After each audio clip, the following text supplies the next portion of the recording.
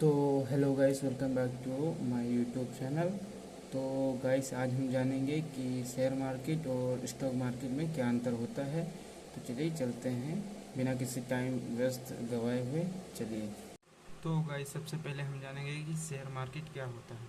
तो शेयर का मतलब हम जानते हैं कि एक पार्ट होता है, पार्ट मतलब हिस्सा, और मार्केट का मतलब बाज़ार। ये वो बाज़ार नहीं जहाँ से हम सब्जियाँ वब्जियाँ खरीदते हैं, ये वो बाज़ार है जहाँ पर कंपनियाँ होती हैं बहुत सारी, जहाँ से हम उनका उन कंपनियों का, जैसे कि एक ये कंपनी हो गई, तो इस कंपनी का हम एक टुकड़ा, हिस्सा, हम अपने मतलब हम एक इस कंपनी का एक हिस्सा हम खरीदते हैं, जिसे जिस प्लेटफॉर्म को हम कहते हैं। तो गाइस, जहाँ पर हम शेयर खरीदते हैं तो उसे कहते हैं स्टॉक एक्सचेंज प्लेटफॉर्म। जहाँ पर हम एक कंपनी के शेयर खरीद कर, एक कंपनी का एक छोटा सा हिस्सा खरीद कर और उसे इस प्लेटफॉर्म पर लाकर हम बेचते हैं। इसी से खरीदते हैं, यहीं पर हम बेचते हैं किसी कंपनी का हिस्सा। और हमें प्रॉफिट और लॉस कब होता है? जब गाइस इस कंपनी का प्रॉफिट, जैसे कि इस कंपनी का या कंपनी जब ऊपर जाती है तो हमें प्रॉफिट होता है, उसी हिसाब से हम अपने शेयर मतलब बेचते हैं। जिस कंपनी के हम शेयर खरीदते हैं उस कंपनी के जब हम शेयर बेचते हैं तो हमें प्रॉफिट होता है। और लॉस कब होता है? जब ये कंपनी एकदम डाउन हो जाए, जब नीचे चलने लगे, तब हमें लॉस होता है। तब हम जो शेयर खरीदते हैं तो वो हम जब बेचेंगे, ठीक है ना, सेल करेंगे, जब सेल, तब हमें लॉस हो जाएगा। तो शेयर मार्केट का यही मतलब है कि किसी एक बाज़ार से किसी एक कंपनी के कोई छोटे शेयर खरीद कर, और हम उस शेयर को, जब हमें प्रॉफिट होता है तब हम उस शेयर को बेच देते हैं। और ये कंपनी, ये भी क्वेश्चन होगा कि ये कंपनी जो होती है ये अपने शेयर बेचती क्यों है? देखो, जब एक कंपनी खुलती है ना, तो जैसे कि इसको एक बड़ा प्लेटफॉर्म तैयार करना होता है, तो इसे 1 करोड़ रुपए की ज़रूरत होती है। तो ये 1 करोड़ से प्रॉफिट ये बनाएगा 20 करोड़ का।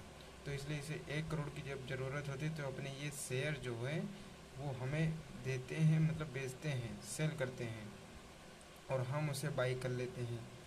और जब ये कंपनी प्रॉफिट में जाती है तो इसे, जैसे 1 करोड़ का इसने बेचा है तो कम से कम इसको प्रॉफिट होगा 10 करोड़ का या 20 करोड़ का, और उसी में के हिस्सेदार हम भी होंगे, जिसमें हमें भी कुछ ना तो कुछ मिलेगा, या 10% मिले या 20% मिले, इसमें में से कुछ ना कुछ मिलेगा। तो इसलिए हम शेयर खरीदते हैं। और शेयर खरीदने का यही वो होता है कि जब तक हम अपना धैर्य बनाए रखेंगे तब तक हमें प्रॉफिट होगा, वरना कुछ नहीं हो सकता। जब हम जब हम किसी कंपनी का शेयर खरीदते हैं तो हम उस कंपनी के एक हिस्सेदार हो जाते हैं, एक हिस्सा बन जाते हैं। जैसे कि उस कंपनी को जब प्रॉफिट होता है तो हमें भी प्रॉफिट होगा, और उस कंपनी को जो लॉस होगा तो हमें भी लॉस होगा। तो इसी प्रकार से हम भी एक उसी कंपनी के हिस्सेदार बन जाते हैं, जिसे हम इन्वेस्टर्स बोलते हैं। जैसे हम लोग इन्वेस्टर्स हो गए तो हम लोग उसी में इन्वेस्टिंग करते रहते हैं। इन्वेस्ट भी करना ज़रूरी है। तो गैस, इसलिए हम शेयर खरीदते हैं, और शेयर खरीदना भी चाहिए। जैसे 2 रुपये के जो होते हैं, 3 रुपये का, ये कभी ना कभी ये अपना जो कंपनी होगा वो लेवल ऊपर ले जाएंगे कभी ना कभी। जैसे सन 2009 में एक बिटकॉइंस था, बिटकॉइंस, उसका रेट कितना था आपसे बता दें, 10 पॉइंट कुछ, 7 पॉइंट कुछ था रुपया, इसी तरह। और आज देखिए, पता नहीं 40 लाख कि 50 लाख एक बिटकॉइंस का रेट है, 40 से 50 लाख रुपए। अब बताइए, ये अगर सन 2009 में हम खरीद लेते तो आज कितना रुपया हमारे पास होता। तो इसीलिए तो गाइस, इसी व्लॉग को करते हैं एंड।